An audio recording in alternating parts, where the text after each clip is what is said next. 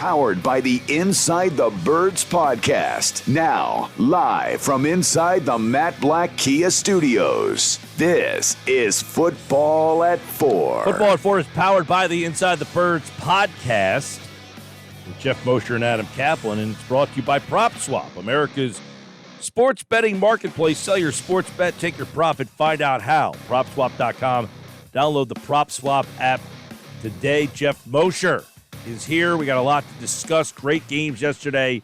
Geoff Mosher, let's start with of the 4 games this weekend. What story emerges from that interests you the most? Is it the game itself? Is it what happens because of the results of the game? You sit here on this Monday and feel how about the results of these games? Oh, Mike, that's a great question, and I'll try to answer it, but my feeling is you should, we don't want to take a weekend of football and then project and become prisoners of the moment for anything. For example, obviously a lot of people are saying today that after what they witnessed this weekend, they realize how far the Eagles are from being a really competitive team. Fair, but I mean, things can happen where you can improve yourself pretty quickly. So how far really are you? The year before the Eagles had Donovan McNabb, they were 5-11, right? Or no, that was Andy Reid's first year when they had McNabb, but it was really Doug Peterson starting. The next year, at the end of the year, they're in the playoffs and then on their way to a run of NFC Championship games. So, the one thing that is odd to me about the weekend is how many road teams won. I thought but that's been consistent this year where I think we had a record number. I think the road team had a winning record collectively this year in the NFL for either the first time ever or the first time in a long time. So wow.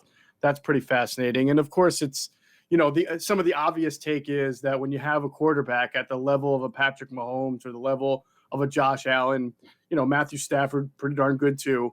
Most of the time that's going to help you win games like these. It didn't work out for Aaron Rodgers, but the Bengals-Titans game is probably the one that you may look to draw a longer-term conclusion. The Titans have been to the playoffs many years. They've been a top seed. They've been a mid-seed. I mean, they've basically kind of brought that core to the playoffs and that running game and that defense. And at the end of the day, they are limited by how far they're going to go. And you look at Ryan Tannehill and say, he ain't Joe Burrow. When Ryan Tannehill gets sacked 9 times, he ain't winning. So that's got to be, for them, a reevaluation of how they have to. If you're the Titans today, you have to reevaluate what you're going to do at the quarterback position going forward, I would think. Yeah, it's tough because they just gave him a pretty sizable deal, right? Tennessee? They did, but I think this was the end of the second year of it. And usually, depending on how it's structured, usually by the end of the second year, you're paying out a lot of that guaranteed money. And I'm not saying they should get rid of him. I think what they should probably try to do, and what's been sort of, you're seeing teams doing that. The 49ers are literally in the midst of doing it too, which is keep your quarterback because he can win you games, but draft your future who you think is better than what you've got right now. I mean, the Kansas City Chiefs really set that model, right? Yeah. When they had, they had what's his face, Alex Smith, and then drafted Mahomes, right? Yeah. So, and I tweeted this out. You and I were kind of going back and forth a little on this, and that's kind of what I'm saying. Like, today's going to be the day where people are like, see, you got to have Allen, you got to give him, and it's like, yeah, I want those guys, but they don't really exist yearly. Like, it's not like, hey, we didn't get it done this year, so let's go get this guy. Like, that's where the rub comes in. Like, I'm quite okay with moving on from Jalen Hurts if you give me another option that is significantly upgraded. Not just a guy who's going to be similar, because if you're similar, you're not good enough. I need a guy that is Josh Allen or Mahomes that's the problem. And it's like, and I liken it to the NBA draft, where if you have the number 1 overall pick and you get LeBron James, that's great. The number 1 overall pick the next 10 years is not LeBron James. Like, you're not getting LeBron James just because you're picking first every year. So you're not getting Josh Allen just because you're drafting a quarterback in the first round of the draft. Like, and I feel like people just want to move on just to move on. And that's how you get stuck perpetually in Brownsville or formerly Cincinnati-ville or Raidersville or these teams, Detroit, that just can't move on because they're constantly chasing the quarterback. Yeah. There's that. There's some of those teams that are always like just good enough, and I think the Saints and Steelers are about to kind of enter that realm where they're just good enough every year, even when they don't have their guy, to be like 9-7. So you're not picking in the top 5 or top 10. But there's some kind of there's probably a lesson to be learned in the fact that Mahomes and Allen weren't the first or quarterbacks taken in their respective drafts. I think that you should always be, and I think you agree with this based on what you said, you should always be in relentless pursuit for an elite quarterback. Always. If you don't have an elite quarterback or a quarterback that you think can win you a Super Bowl, you should be in the pursuit of one. Mm-hmm. But there are going to be times where you're looking around and you're like, well, there's not one in the draft and there's not one I can trade for. So what do I do until then? Well, you look, you try every single avenue you can, and if you can't, then you just try to make your team as best as possible. Try to maybe align yourself with some extra picks for the next year so that you can be in position to do that. That's the key, though, Moshe. That's the key. Is if there's not a guy, don't just take a guy to take one and just hope. Build the team up so that you have this roster, so that Jimmy G can win for you. Jimmy G, right. No one's saying they want Jimmy Garoppolo over Aaron Rodgers, but Jimmy G has a roster around him that he doesn't have to be Aaron Rodgers to win. And a coach probably that's probably another unsung theory or storyline from this is that the great coaches start to show you what they've got. I mean, you can lose with a great quarterback, right? The Packers just did. The Packers have done it a lot. They've had average coaches, in Mike McCarthy, and their front office has done a terrible job with special teams because Aaron's lost like 3 or 4 playoff games because of bad special teams. But guy like Kyle Shanahan, guy like Andy Reid, they know what they're doing. It's not just about their talent. Yes, they found that talent because, again, Mahomes wasn't the first guy taken, and Kyle Shanahan's built a great defense and a great team and a great scheme that's very hard to defend. So good for him to even be this far. Same thing with McVay. I mean, we roll our eyes about how much accolades he gets, considering he's never won a Super Bowl. But the guy is now 1 win away from being in 2 Super Bowls in his first 5 years. That's quite an accomplishment. Mm-hmm. So the coaching, and that really, Mike, if you think about the Eagles, like I don't know that I think we can credit Nick Sirianni for what he did, but still say I don't really know what he is as a coach. I mean, he had to kind of do it in a way that even he doesn't. The running the ball is not his experience. That's not what he came from. He coached under Todd Haley. He coached under out in the Chargers where they were throwing the ball with Rivers. Yes, they ran the ball with Frank Reich in Indianapolis, but not to the extent that they did it this year. So this is it'll be interesting to see what they really have in Nick Sirianni as well. That's a good point. When you take a look at this weekend too, you got Joe Burrow. He was the first pick, and when you get that guy, he covers up a lot of the problems. Their offensive line's horrible, but He covers up those problems. They went and got Jamar Chase. I thought they should have taken a lineman in this draft because your quarterback tore his ACL the year before, and they got through it. But it's like this is where you find out about, like, Burrow seems to be, Geoff, that special guy.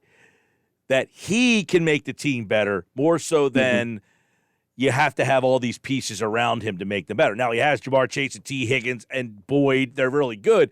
But if they can't block for him, I wonder how many runs at it can they go. Now, they should be able to focus on building that line now. But they should be able to. That's where it's interesting. Like, there's so few Joe Burrows. I think Josh Allen and Mahomes kind of put themselves in that class.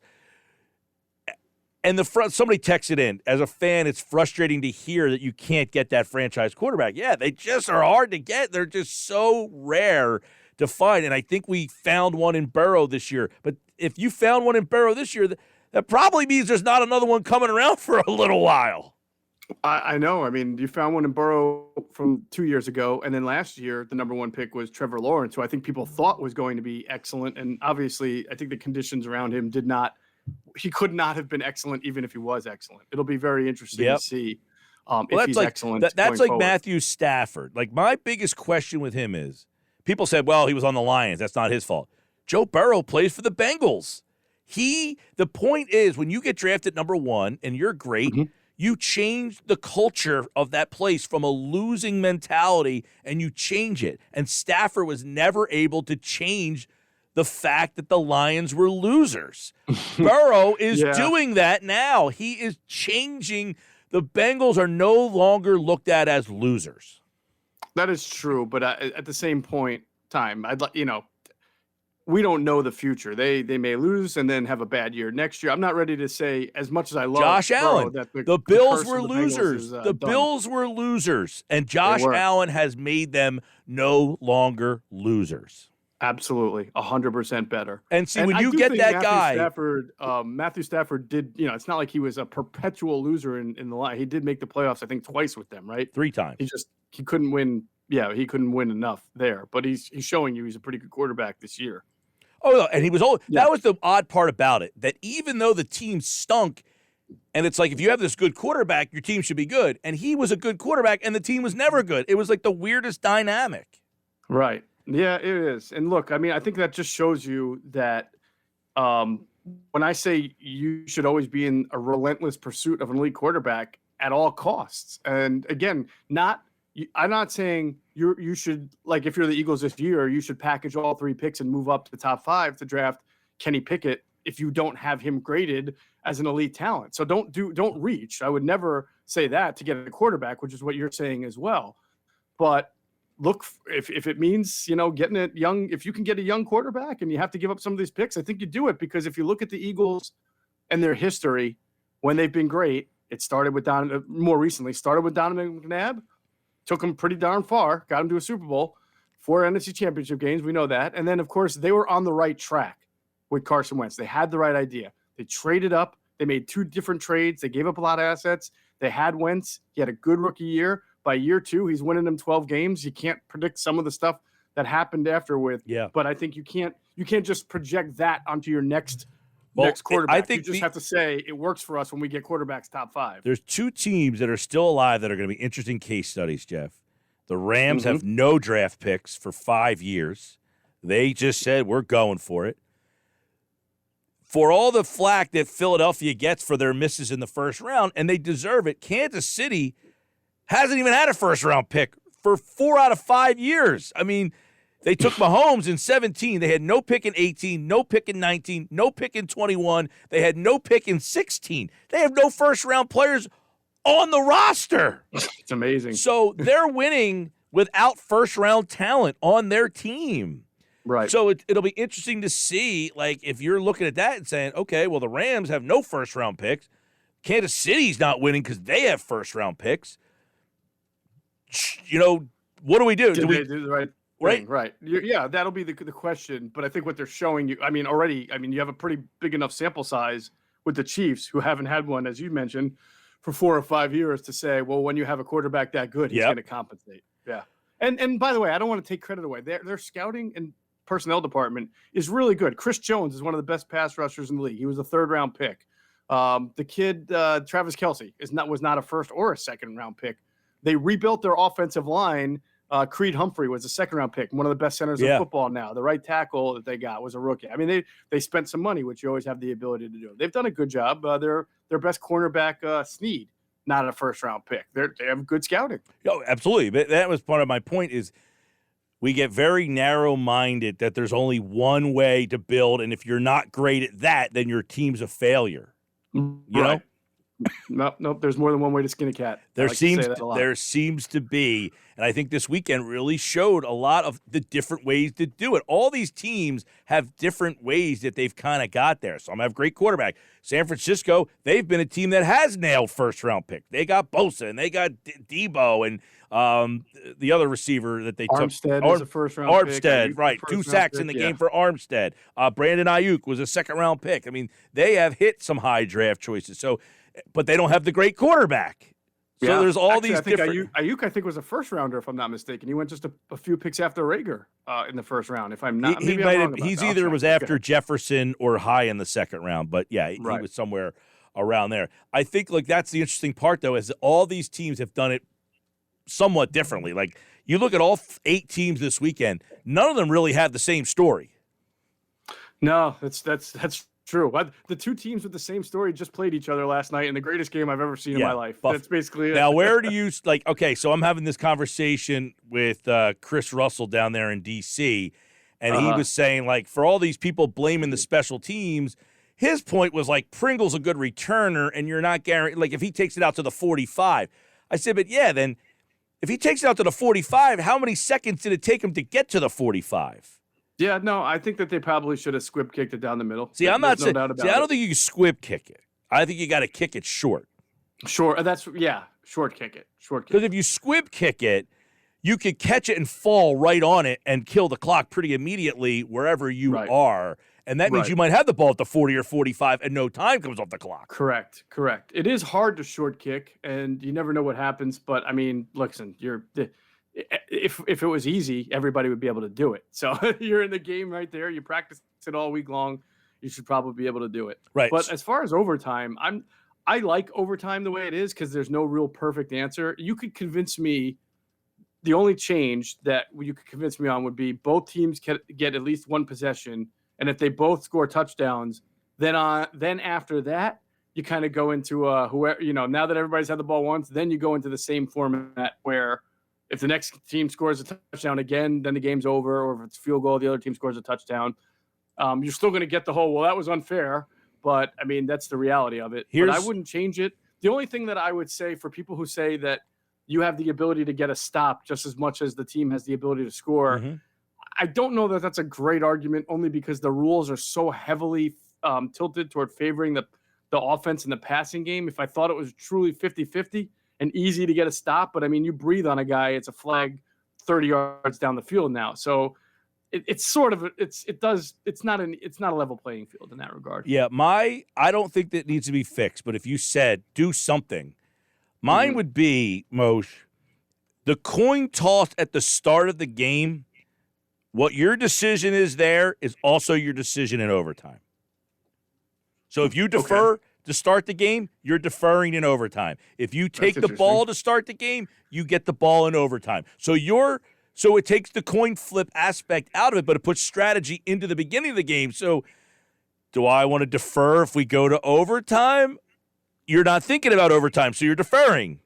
So now when it gets to overtime, you've now deferred, and you made that choice back at the beginning of the game. That's on you.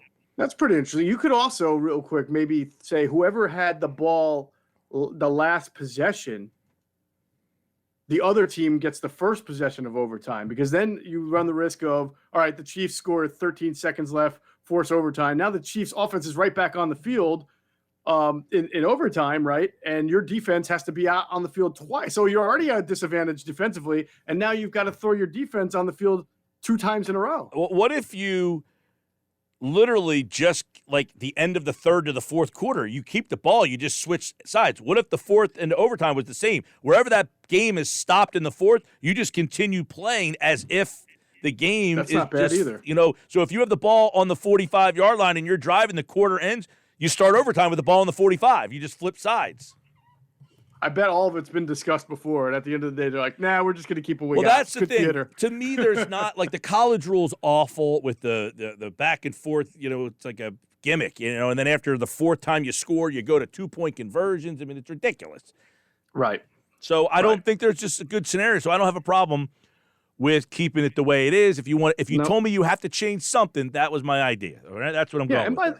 Yeah, and by the way, people feeling bad for Josh Allen, like that was Patrick Mahomes 3 years ago. He was in the AFC Championship game his first year as a starter, and they went to overtime against New England. Brady got the ball first, scored a touchdown, and that was it. Otherwise, Mahomes might have 2 Super Bowls by now. Well, Mahomes, Andy Reid is the only coach to go to 4 straight in the AFC and in the NFC. Now, somebody texted this in earlier, Moshe. If the Eagles never fire Andy Reid, is Patrick Mahomes the quarterback for Philadelphia? I've thought a lot about this. Just the idea of what if the Eagles never fired Andy Reid? Okay. I don't think so. Because they made a trade in that year's draft to get Derek Barnett. They moved up to 14. So they traded up? I thought they were organically picking 14 that year. I'm pretty sure they traded with Minnesota to get that pick. We're looking No. You know what? That was the tiebreaker, right? Didn't they have to coin flip at the combine to determine Was that from the Sam Bradford? No, I'm all messed up in the head, but I think that was their organic pick, but they beat Minnesota in a coin flip. You're right. It might have been. All right. It was the Sam Bradford pick. Okay. Yep. Right. So, and they didn't have their own pick that year. Right. They had Minnesota's pick then, right? Right, but they didn't have their own pick. They gained because I was saying, I saw it said from Minnesota, and then I said, well, where did Minnesota pick?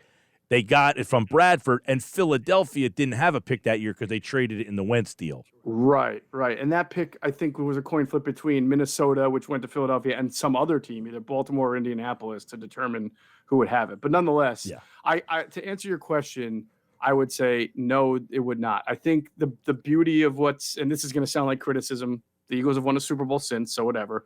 But the beauty of Andy going to Kansas City is that the owner said, all right, Andy, I'm going to hire the guys you tell me to hire. So he hires Dorsey. They bring in Brett Veach. Like, they bring in Andy's guys that he is comfortable with, that he has a lot of clout with. And then basically the owner flies back to Dallas where he lives and lets Andy and his people run the show in Kansas City.